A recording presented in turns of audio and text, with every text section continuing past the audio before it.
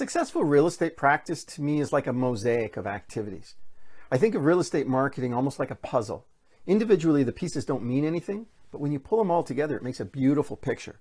And the same thing can be said for our marketing. We have to pull it all together. Now, the first thing I want to say to you, I think it's really important at some point in your budget for you to set money aside to develop your own custom website. Now, the first thing I'd say to you is you want to build out the company site as best you can. And they have lots of features and tools and resources to do that. But when you've grown beyond that, and when you do your own website, what I want you to do is I want you to specialize. If you're doing a site that's going to answer everybody, it's going to answer nobody. So what you want to do is build a site that's designed specifically to a price range or to a geo farm or to a style of house, so that if I'm looking for something in particular and you're the go-to person, then organically you're going to go up on the search engines. The other thing about you having your own website is that all your marketing pieces should be designed to send people back to your website where they can really get a sense of who you are, the quality of your work. They can see your testimonial videos and some of your helpful tips and some of the marketing you do and the charitable stuff you do in town and what you're doing at a local level. So I want to live in that neighborhood and you are the expert. The other thing you want to do with your site is you got to keep it fresh. That means that you can't just build it and leave it. You got to be constantly refreshing new materials, because I might be starting to look for houses in that neighborhood, but I'm not ready to pull the trigger today.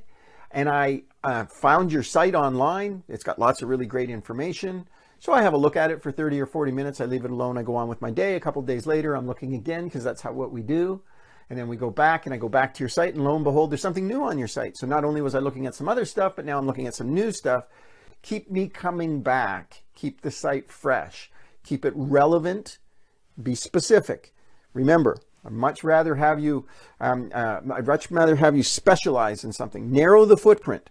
You don't want to be an inch deep and a mile wide. You want to be a specialist in what you do, and your website should reflect that. Next thing, all your materials should look the same. One of the common mistakes I find in real estate is somebody's business card looks different than their for sale sign, which looks different than their social media site, which looks different than their website. The problem here is you're spending money on all of this, but you're not getting my attention because it's getting lost in, there's no continuity in what you're doing. So what we want to do is make it all look the same. You're going to spend less money and you're going to have better penetration with everybody, because everybody's going to recognize you not just up close, but from a distance.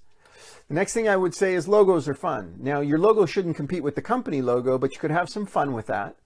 And again, we're looking to connect to something locally at a community level that would constantly remind me that you specialize in that area. Taglines are fun as well, and I want one of those taglines that sticks in my head and I can't get it out. That's exactly what you want to do with your tagline. Things like logos and taglines, you could go to Fiverr.com. They probably have some really good design people that will do stuff really inexpensively, and you can come up with some unique, fun stuff. So check out Fiverr for that. I would go on to say you want to build on top of your company's reputation. Often I find agents get to a certain point and they want to compete with the company. They don't want to complement it. They want everybody to look at me. Look at how great I am, and it's got nothing to do with the company. It's got everything to do with the company. It's ridiculous to ignore the company and to develop your own brand. The company spends a fortune, bazillions of dollars, that you'll never, no matter how big your team is, you'll never outspend your company. And for you to create distance between you and your company brand would be a mistake. What I want you to do is this. Think of it this way. I want you to stand squarely on top of the shoulders of your company so that you can yell to the mountaintops that this is the type of real estate I specialize in. Use the company. You're part of the company. Use what they have available. And in saying that, keeping with the same theme, let's make sure all of the colors that we use for our social media sites, our website, our business cards, our for sale signs, whatever we're doing, match the company colors.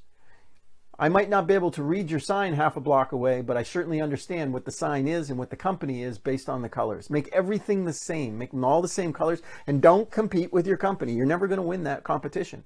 You want to complement, not compete.